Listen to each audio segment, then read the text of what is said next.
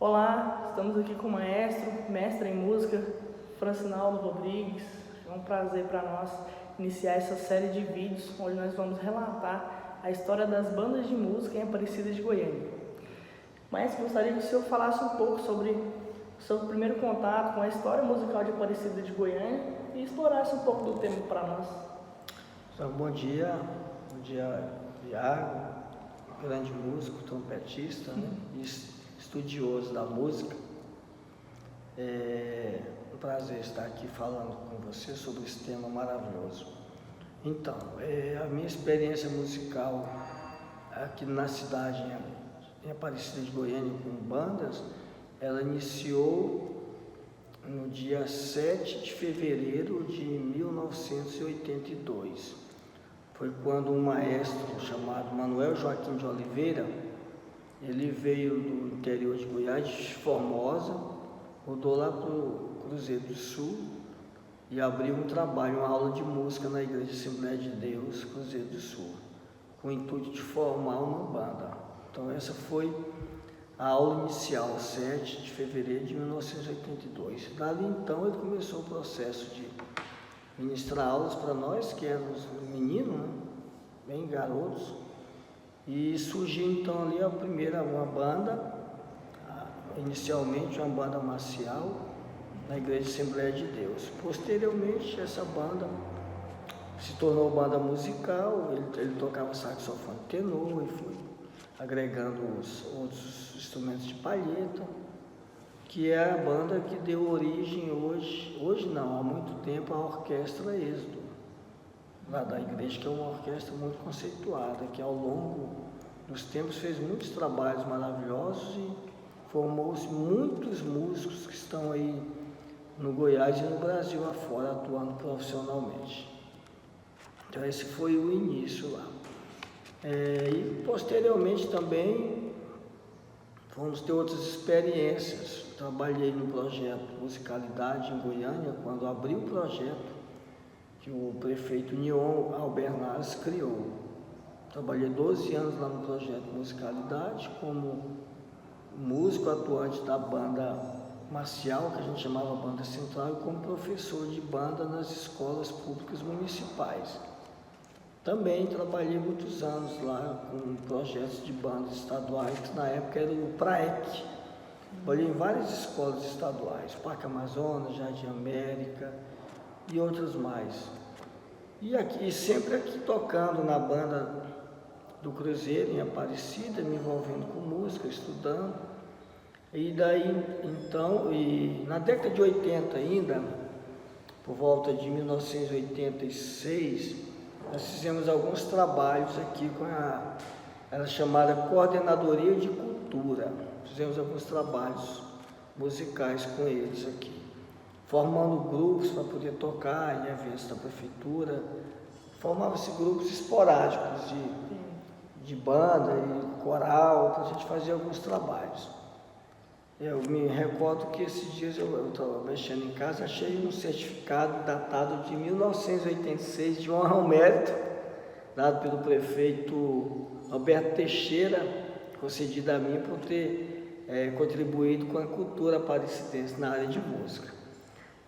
Então nós fomos desenvolvendo esses trabalhos. Eu sei que aqui já existia alguns trabalhos musicais, já tinha uma banda, a banda do Colina é uma banda bem antiga aqui da cidade, e posteriormente foram surgindo algumas outras bandas.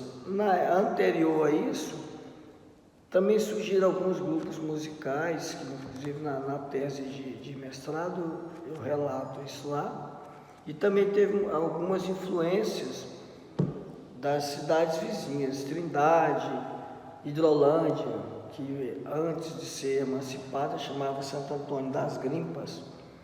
Eu me lembro de moradores aqui que eu entrevistei que me relataram que quando eram crianças eles vinham para a praça aos domingos, que os pais traziam, para assistirem a apresentações musicais lá no Coreto. Aí eles contam que assistiam bandas vindo de Hidrolândia, de Trindade, principalmente dessas duas cidades, na década de 60 e 70. Aí eu descobri também, lendo um livro sobre a história da música em Goiás, que teve um maestro que era de Jataí, que veio para Santo Antônio das Grimpas, que é Hidrolândia hoje, na década de 30, e lá ele formou um grupo musical, uma banda de música. Aí eu me interessei pelo assunto e fui me aprofundando e fui buscar conhecer como que se deu isso. Aí eu me deparei com um acervo lá em Hidrolândia, um acervo musical de uma banda de música que existiu lá nessa época e foi perpetuando até a década de 70, por aí, até o final da década de 70. Inclusive entrevistei 2 músicos, um era trombonista e o outro eu não me lembro o que ele tocava, que eles relataram que participaram dessa banda na década de 70, final da década de 60 e na década de 70. Inclusive me falaram que eles vinham muito aí em Aparecida tocar na época dos festejos. Aparecida tem uma festa em maio muito famosa, né, festa religiosa, e eles vinham todo ano tocar nesses festejos, lá na praça, lá na matriz, onde tem a igreja. Então eu me deparei com esses também, parte do acervo, até fotografei, aí eu vi lá partituras datadas da década de 60, de 1948, de 1950 alguma coisa, 1960, 68 e por aí. Vi até algumas estantes que estavam lá guardadas. E também tirei uma foto de um acervo lá de uma família que elas guardavam de uma banda da década de 30. Lá na foto tem o avô de um amigo meu que também é maestro, que tocava nessa banda na década de 30. O avô dele tocava percussão, caixa, especificamente caixa. Então, assim, a história de Aparecida na área de banda também tem esse viés, né? Tem essa colaboração dessas cidades vizinhas. Por aí, então, assim, um pouco dessa história. Visitei, a gente tinha aqui um museu e tinha pouquíssimas coisas, mas eu estive lá nesse museu, vasculhei, olhei, vi que também aqui era muito forte aqui na década de 60 e 70, os grupos que faziam carnaval. Então tinha as bandas de carnaval, não só banda de sopro e percussão, mas também de cordas, vocais. Então teve muita gente interessante que passou por aqui fazendo esses bailes de carnaval.